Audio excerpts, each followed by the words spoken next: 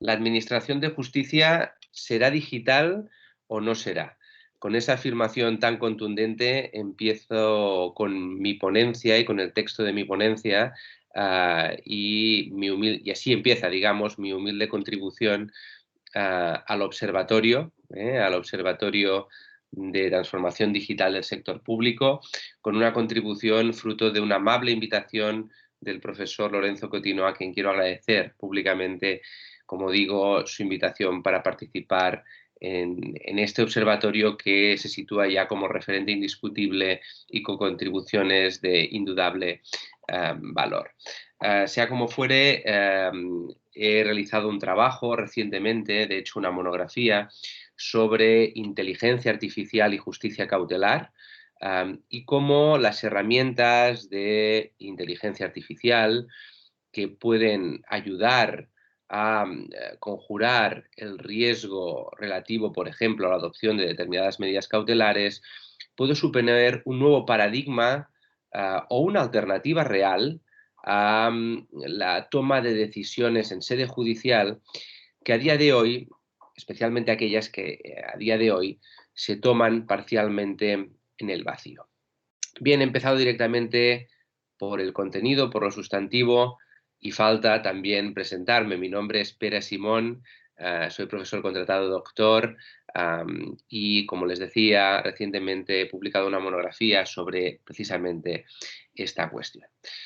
Más allá de la primera cuestión que les trasladaba, de la idea de que la administración de justicia será digital o no será, es una constatación de una realidad que tiene que ver, ¿verdad?, con el avance imparable de las nuevas tecnologías, ¿eh?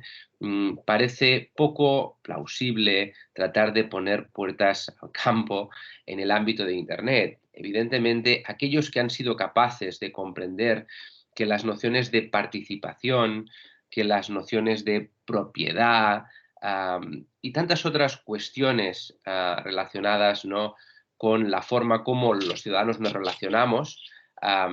Evidentemente, estas nociones han mutado con las nuevas tecnologías, y aquellos que han sido capaces de comprender el alcance del cambio y ofrecer soluciones pensando en esta nueva realidad, pues han sido capaces, como decía, de obtener los beneficios o sacar el máximo partido a estas nuevas potencialidades. No parece razonable hablar de una administración de justicia más allá del papel, que no esté dotada de recursos, porque los ciudadanos somos incapaces de comprender por qué, si a día de hoy y en el marco de una pandemia somos capaces de teletrabajar y mantener reuniones, por ejemplo, en el sector privado, en la que se deciden cuestiones muy relevantes, y con un contenido económico muy elevado, ¿cómo es posible que los juzgados no puedan hacerlo? ¿Cómo es posible que un juzgado no tenga recursos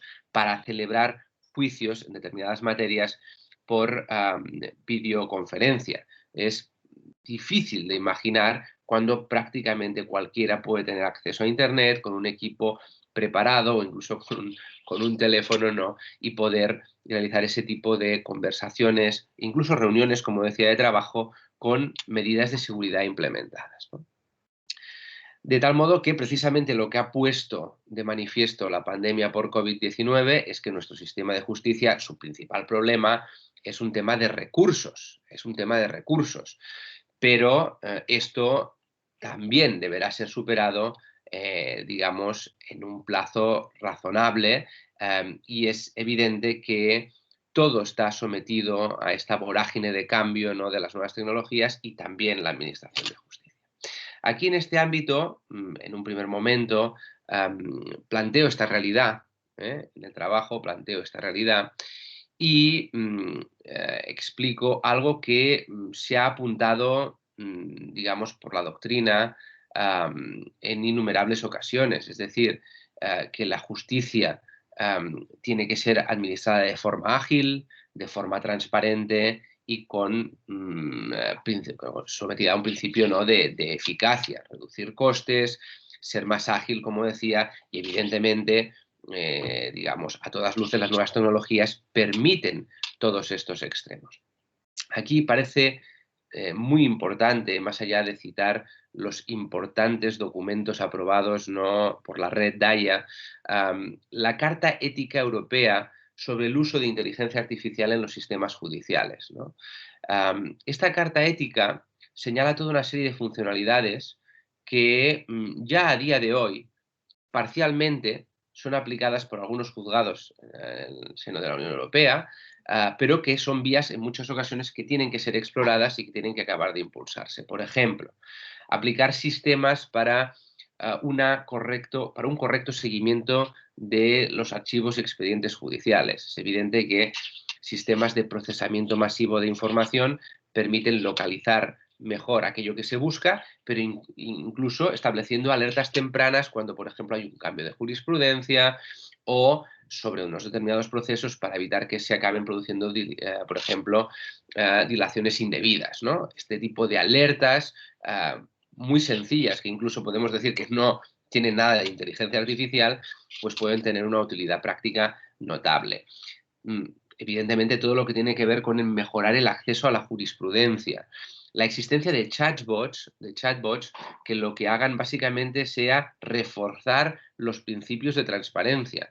Vamos que a día de hoy las sentencias son públicas, no con los datos personales de las partes procesales, pero las sentencias son públicas. Pero es muy difícil localizar la información y lo más importante, mm, por mucho que el texto sea público, en muchas ocasiones necesitamos que alguien lo traduzca al lenguaje no jurista para que, digamos, el ciudadano lo pueda comprender. Bien, la existencia de chatbots que a preguntas concretas ofrezcan respuestas vinculadas a esa jurisprudencia y además con un lenguaje razonable, aquí podríamos perfectamente aplicar, ¿no?, el principio de la explicabilidad, es decir, no solo hay que publicar la información estricto sensu, sino también que sea explicada de forma que pueda ser comprendida por el destinatario, ¿no? Con lo cual, la creación de este tipo de chatbots, aquí sí, con cierto machine learning, ¿no?, con un aprendizaje basado también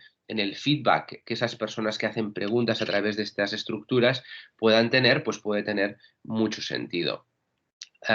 Realizar o emplear la inteligencia artificial para realizar evaluaciones cuantitativas y cualitativas del funcionamiento de los juzgados. Lo mismo que se aplica en la llamada business intelligence, la inteligencia empresarial en el sector privado para mejorar la toma de decisiones.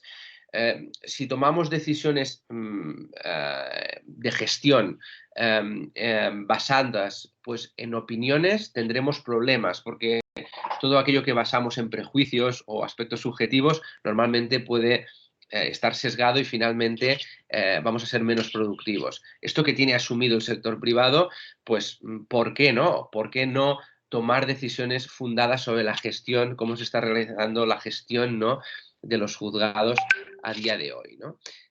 Lo mismo, por ejemplo, en relación con la predictibilidad y previsibilidad de resultado. Tenemos una tasa de litigiosidad enorme en nuestro país. La pendencia también es muy elevada de los asuntos y especialmente en la jurisdicción civil y social, valorar el hecho de que podamos emplear la inteligencia artificial para arrojar unos porcentajes más o menos razonables de éxito de esas pretensiones. Y en base a esa predicción o previsibilidad del resultado, que las partes puedan llegar a acuerdos, ¿no? Esto parece más que razonable y ayudaría a descongestionar la justicia y que la justicia esté para aquello que es realmente relevante, ¿no? También, por ejemplo, para ser utilizada para el perfilado de jueces y magistrados, aunque ojo con esta funcionalidad. Esto puede ayudar, como decía, a anticipar el sentido de las resoluciones judiciales. Pero aquí sí que podemos tener límites, evidentemente, cuando perfilamos personas con datos que puedan formar parte de su vida privada, ideológicos y demás. Hay dos funcionalidades clave, a mi juicio, que merecerían una ponencia o incluso una monografía expresa al respecto. De un lado, la inteligencia artificial judicial en general aglutina, como digo, dos modalidades: la inteligencia artificial predictiva y la inteligencia artificial judicial para la valoración del riesgo. Esta terminología que empleo ha sido apuntada y evidentemente recojo esta terminología del doctor Fernando Miró Llinares, que creo que es muy acertada, ¿no? Como digo, la inteligencia artificial judicial en general es aquella y especialmente para la evaluación del riesgo, que permite sustituir o apoyar digamos, el proceso de determinación judicial de la responsabilidad en el ámbito penal, pues por la perpetración de un delito penal, evidentemente por la perpetración de un delito. Por lo tanto, en este ámbito tendríamos la inteligencia artificial judicial y, como decía, todo lo que tiene que ver con la inteligencia artificial predictiva estaría pues vinculado a la posibilidad de prevenir, mediante técnicas como por ejemplo el reconocimiento facial, la comisión de determinados delitos, ¿no? Dentro de las actividades predictivas o del predictive policing podemos encontrar, ¿no? Diferentes técnicas. Yo creo que la más conocida, como decía, es el reconocimiento facial, ¿no? La inteligencia artificial judicial, como os decía anteriormente, es un bloque general que permite, digamos, apoyar o sustituir pues el proceso de determinación judicial de responsabilidades, ¿no? Y en el ámbito de la inteligencia artificial para la valoración del riesgo, aquí de lo que se trata es de que esos sistemas expertos puedan ayudar a arrojar un porcentaje más o menos acertado sobre el riesgo de que se produzca un determinado escenario. Bien, aquí me gustaría hacer un matiz. He estado hablando en todo momento de la sustitución o apoyo por parte de los sistemas de inteligencia artificial. Es inviable, y esta es una de las conclusiones que también señalo, hablar de sustitución de la inteligencia artificial, de sustitución que diga de los jueces y magistrados por parte de sistemas expertos de inteligencia artificial. Entre otras cuestiones porque es conocido, ¿no?, que la función jurisdiccional, juzgar y hacer ejecutar aquello juzgado, está, digamos, circunscrito al ámbito de poder, bueno, al ámbito de las funciones que ejercen jueces y magistrados, la función jurisdiccional y el principio de exclusividad en este ámbito. Pero tenemos que tener en cuenta que sí que pueden ser herramientas que permitan apoyar la toma de decisiones judiciales. Y es en ese ámbito en el que centro mi estudio y la posibilidad de que se emplee más concretamente en el ámbito de la llamada prisión preventiva o prisión provisional. ¿Cuál es el principal problema de la prisión provisional a día de hoy? Que es una medida que toma en exclusiva el juzgador o el tribunal la toma en base, normalmente en la vistilla del artículo 505 de la Ley de Enjuiciamiento Criminal, pero que la toma operando en el vacío, porque lo que hace es anticipar el juicio. Digamos, no se ha producido un juicio, pero yo ya tengo que valorar si hay riesgo de que una persona se pueda fugar, yo ya tengo que valorar si hay riesgos de que una persona pueda destruir las pruebas, o tengo que valorar si es posible que esta persona reitere una actuación delictiva. Esto último que acabo de decir, esta última finalidad, la reiteración, encierra un prejuicio brutal que ha sido criticado tanto por la doctrina procesalista como por la doctrina constitucionalista, etcétera, ¿no? Porque no deja de ser anticipar un juicio. Si yo estoy diciendo que alguien puede reiterar la comisión delictiva, es que estoy dando por hecho que ya ha cometido un delito y lo estoy haciendo antes de que se haya producido un juicio que valore esa circunstancia. Sin embargo, esta toma de medidas provisionales deviene necesaria para garantizar el ius puniendi estatal. Entonces, en este conflicto tan importante entre diferentes bienes jurídicos que se produce en el seno del proceso penal, En este ámbito resulta fundamental conjurar el riesgo futuro con cierta objetividad.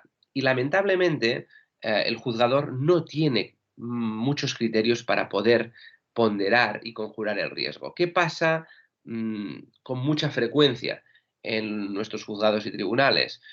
Pues que la medida la solicita el Ministerio Público, que la puede peticionar, la puede solicitar o interesar sin ningún tipo de responsabilidad y la tiene que decidir, como decía el juez instructor, sin tener conocimiento exhaustivo sobre aquel caso concreto.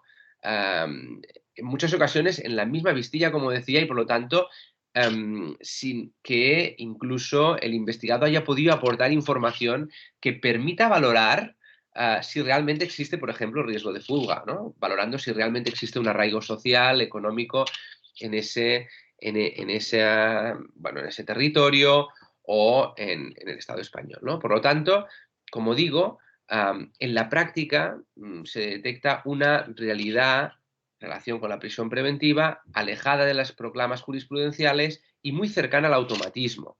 Además, hizo mucho daño el caso de Carlos Ruiz Santamarina, más conocido como el Negro, que fue un caso en el que la Audiencia Nacional pues dejó en libertad y no acordó la prisión preventiva y lo hizo de forma correcta, porque ponderó y llegó a la conclusión que, oye, que en ese caso no correspondía a la prisión preventiva, pero luego esa persona se fugó, ¿no? El llamado el Carlos Ruiz Santamaría, conocido como el Negro, se fugó y en ese caso se vino seguido pues, de una enorme persecución mediática contra los magistrados que habían tomado esa decisión, incluso disciplinaria, aunque luego el Tribunal Supremo pues, acabase, evidentemente, pues, expulsando cualquier atisbo de actuación errónea por parte de esos magistrados, lo cierto es que, evidentemente, eso sentó un precedente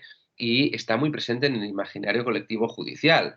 ¿Por qué me voy a arriesgar a dejar a una persona en libertad cuando tengo una petición del Ministerio Público? Es muy difícil alejarse de esa petición porque luego la responsabilidad la tendrá el magistrado que se aleja de esa medida que interesa al Ministerio Público y además es una decisión que tengo que tomar operando parcialmente, aunque notablemente en el vacío, como decía anteriormente. Y es aquí donde emplear sistemas de inteligencia artificial puede tener mucho sentido. ¿Por qué? Porque los sistemas de inteligencia artificial son capaces de procesar muchísima información en poco tiempo, son capaces de detectar patrones vinculados a procesos anteriores, de tal modo que si detectamos un mismo patrón de un caso anterior en el que se produjo la fuga del investigado, pues vamos a tener un porcentaje de riesgo de fuga mayor. Pero no solo esto, sino que los sistemas de inteligencia artificial, y evidentemente aquí no estamos hablando ni de machine learning, ni de ningún sistema que pueda estar basado en una black box. Estamos hablando de sistemas expertos, que pueden ser evidentemente todo el código público sin ningún tipo de problema. Aquí es un juicio que no solamente es un juicio de porcentajes que puede realizar un sistema de inteligencia artificial, sino que además es un juicio que puede calcular las alternativas. Oye, hay un 1% de probabilidades o de riesgo de fuga si se le retira el pasaporte y si se le obliga a hacer comparecencias a putacta. En cambio, si no es así, hay pues un 15% de riesgo de fuga. Y si evidentemente entra en prisión preventiva, hay un 0% de riesgo de fuga, ¿no? O un 0,00001, porque evidentemente el sistema también te calculará aquellos casos en los que alguien se ha conseguido fugar de un centro penitenciario, ¿no? Por lo tanto, el hecho de que tengas todas las alternativas en juego, oye, si adopto una medida de prisión telemática, de pulsera telemática, ¿qué riesgo va a tener eso? Mm, si le retiro el pasaporte, ¿cómo queda el porcentaje de riesgo de fuga? Si obligo a unas medidas de comparecencias semanales a putacta o diarias, ¿no? Eso te permitirá saber, ¿no? Permitirá saber al juzgador la máquina qué cálculos está realizando, qué probabilidades cómo está conjurando el riesgo en base a todas las alternativas, cosa que a día de hoy no pasa y finalmente acaba cayendo en un automatismo realmente preocupante. Aquí, evidentemente, esta es una enorme oportunidad. Es una enorme oportunidad para objetivar algo que a día de hoy, en parte, como decía, pues o bien se trabaja en el vacío o en muchas ocasiones basadas en cuestiones subjetivas o incluso los atávicos heurísticos judiciales, que muchas veces están basados en la comodidad del juzgador, en un automatismo y en la tranquilidad de saber, oye, si yo hago lo que se me pide, digamos, si yo facilito esa medida que pide el Ministerio Público, no tendré ningún tipo de problemas, es mucho más cómodo, es mucho más fácil de llevar a cabo, ¿no? Bien, vista la funcionalidad, visto el interés de este tipo de sistemas, nos queda saber quién va a controlar esto y cómo vamos a poder ejercer un control sobre el algoritmo. Vaya por delante que aquí, al tratarse de un sistema que se tiene que aplicar para apoyar el juicio jurisdiccional, parece evidente que en el diseño del algoritmo, ya desde el diseño del algoritmo, tienen que participar básicamente aquellos operadores implicados en la medida. Por lo tanto, en el diseño deberían participar jueces, por supuesto, pero también los principales peticionarios de la medida, como decía, Ministerio Público, fiscales, también, evidentemente, abogados, representantes de los abogados, porque son los que padecemos cuando ejercemos, ¿no?, nuestras funciones y defendemos a nuestros clientes el automatismo de esta medida. Y, evidentemente, letrados de la Administración de Justicia y demás. Tiene que ser un órgano que sea capaz de aglutinar pues toda la riqueza digamos, de operadores jurídicos que participan, por ejemplo, en la adopción de este tipo de medidas. ¿Qué sucede? Que precisamente para acercarnos a lo que debe ser, vemos lo que hay a día de hoy, vemos cómo está integrada la Comisión Ministerial de Administración Digital del Ministerio de Justicia. Sorpresa número uno, no la integran jueces, no la integran fiscales, letrados de la Administración de la Justicia, abogados, operadores jurídicos. Esto evidentemente nos parece una aberración y así lo señalamos en el texto, en el escrito de la ponencia, ¿no? Incluso la Asociación Profesional de la Magistratura se ha mostrado crítica al hecho de que la comisión esté integrada por personas que no conocen qué es un procedimiento judicial o nunca se han acercado a un juzgado, ¿no? Por lo tanto, paso número uno.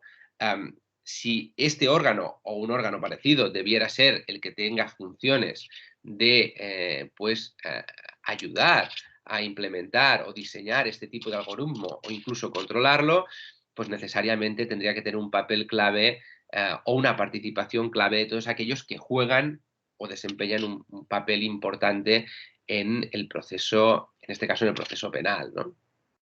Y toda una serie de elementos o principios que destaco también en el trabajo que creo que deberían informar todo este proceso. Transparencia, gestión pública del código. Aquí no nos sirven sistemas como el norteamericano, el caso de Wisconsin contra Loomis, de que, oye, yo trabajo con el sistema Compass, que es de una empresa privada, y no facilito el código. Esto no es viable en nuestro modelo. Esto no tiene ningún tipo de recorrido.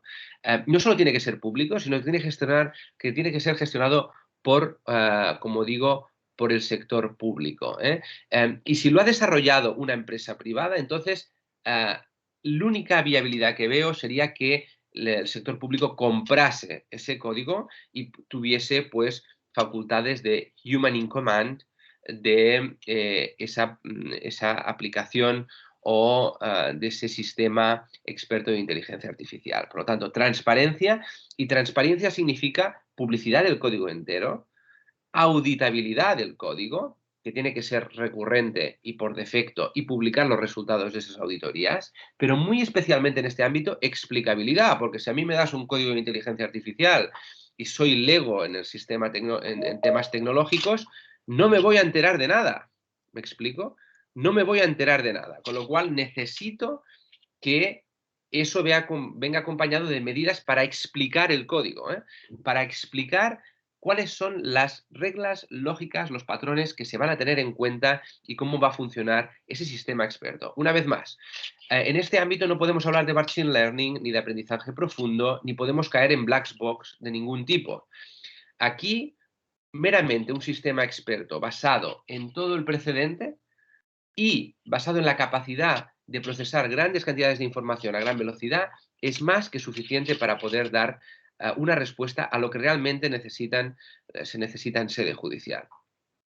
Y por eso, por la aglutinación de todos estos principios que señalaba, en los que también está la importante noción de la trazabilidad, es decir, que cualquier cambio en el sistema, que cualquier operador que participa en el diseño, desde el diseño hasta su implementación y su principio de mejora continua, cualquier cambio tiene que dejar rastro en el sistema, con un sistema de audit trail, de backlog, de registro de auditoría, como le quieran llamar. Pero eso es lo que nos va a permitir saber en todo momento cómo se ha gestionado el código y cualquier tipo de intento, si en su caso lo hubiera, de manipular los resultados del sistema, ¿no? Por lo tanto, como digo, toda una serie de principios que tienen que informar, a los que añado de forma, digamos, un poco futurista el concepto de el principio de jurisdiccionalidad en el diseño y por defecto.